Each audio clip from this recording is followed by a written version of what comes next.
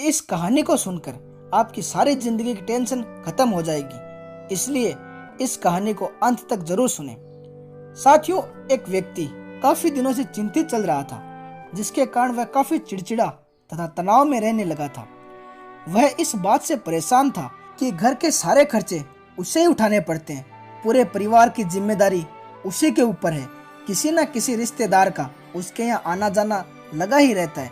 इन्हीं बात को सोच सोच कर वह काफी परेशान रहता था तथा बच्चे को भी अक्सर डांट देता था तथा अपनी पत्नी से भी ज्यादातर उसका किसी न किसी बात पर झगड़ा चलता रहता था। एक दिन उसका बेटा उसके पास आया और बोला, पिताजी मेरा स्कूल का होमवर्क करवा दीजिए। वह व्यक्ति पहले से ही तनाव में था, तो उसने बेटे को डांट कर भगा दिया। लेकिन जब थोड़ी देर बाद उसका गुस्सा शांत हुआ तो वह बेटे के पास गया तो देखा कि बेटा सोया हुआ है और उसके हाथ में उसके होमवर्क की कॉपी है। उसने बेटे की कॉपी लेकर देखी और जैसे ही उसने कॉपी नीचे रखनी चाहिए, उसकी नज़र होमवर्क के टाइटल पर पड़ी। होमवर्क का टाइटल था वे चीजें जो हमें शुरू में अच्छी नहीं लगती लेकिन बाद में वे अच्छी होती हैं। इस टाइटल पर बच्चे को एक पैराग्राफ लिखना था, जो उसने लिख लिया था। उत्सुकतावश उसने बच्चे का लिखा पढ़ना शुरू किया। बच्चे ने लिखा था कि मैं अपने फाइनल एग्जाम को बहुत धन्यवाद देता हूँ, क्योंकि शुरू में तो ये बिल्कुल अच्छी नहीं लगती, लेकिन इसके बाद स्कूल की छुट्टियां पड़ जाती। मैं खराब स्वाद वाली उन कड़वी दवाइयों को धन्यवाद देता हूँ, क्योंकि शुरू में तो ये बहुत कड़वी लगती हैं, लेकिन ये बीमारी से ठीक करती हैं। मैं सुबह सुबह जगाने वाली उस अलार्म घड़ी को बहुत धन्यवाद देता हूँ, जो मुझे हर सुबह बताती है कि मैं जीवित हूँ। मैं ईश्वर को भी बहुत धन्यवाद देता हूँ, जिसने मुझे इतने अच्छे पिता दिए, क्योंकि उनकी डांट मुझे शुरू में तो बहुत बुरी लगती है, लेकिन वो मेरे लिए खिलौने लाते हैं, मुझे घुमाने ले जाते हैं और मुझे अच्छी अच्छी चीजें खिलाते हैं। और मुझे इस बात की खुशी है कि मेरे पास पिता है, क्योंकि मेरे दोस्त सोन के तो पिता ही नहीं है। बच्चे का होमवर्क पढ़ने के बाद वह व्यक्ति जैसे अचानक नींद से जाग गया हो, उसकी सोच बदल सी गई। बच्चे की लिखी बातें उसके दिमाग में बार बार घूम रही थी, खासकर वह लास्ट वाली लाइन। उसकी नींद उड़ा गई।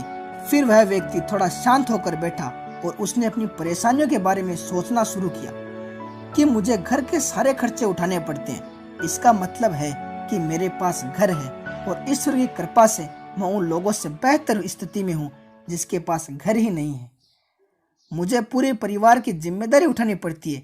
इसका मतलब है कि मेरा परिवार है, बीवी बच्चे हैं, और ईश्वर की कृपा से उन लोगों से ज्यादा खुशनसीब हूँ जिसके पास परिवार ही नहीं है और वे इस दुनिया में बिल्कुल अकेले हैं। मेरे यहाँ कोई ना कोई मित्र या रिश्तेदार आता जाता रहता है। इसका मतलब है कि मेरी एक सामाजिक हैसियत है और मेरे पास मेरे सुख दुख में साथ देने वाले लोग हैं। हे मेरे भगवान, तेरा बहुत बहुत शुक्रिया। मुझे माफ करना, मैं तेरी कृपा को पहचान नहीं पाया। इसके बाद उसकी सोच एकदम से बदल गई। उसकी सारी परेशानियां, सारी चिंता एकदम जैसे खत्म सी हो गई हो। वह एकदम से बदल सा गया और उसने अपने बेटे और ईश्वर को धन्यवाद दिया।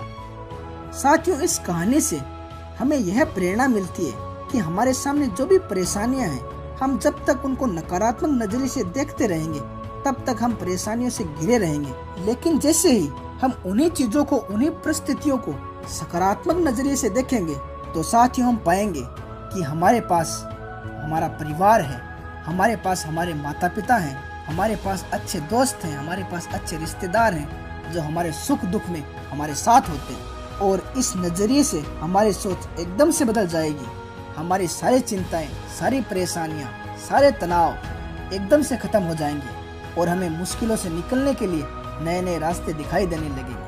अगर आपको यह बात अच्छी लगी हो तो इसका अनुकरण करके जिंदगी को खुशहाल बनाएं और इसे अपने दोस्तों, साथियों और रिश्तेदारों के साथ जरूर शेयर कीजिए, ताकि उनके जीवन में भी क्रांति आ सके और मेरे साथ आप भी इस छोटी सी समाज सेवा में भागीदार बनिए। साथियों, जय हिंद, जय भारत, धन्यवाद।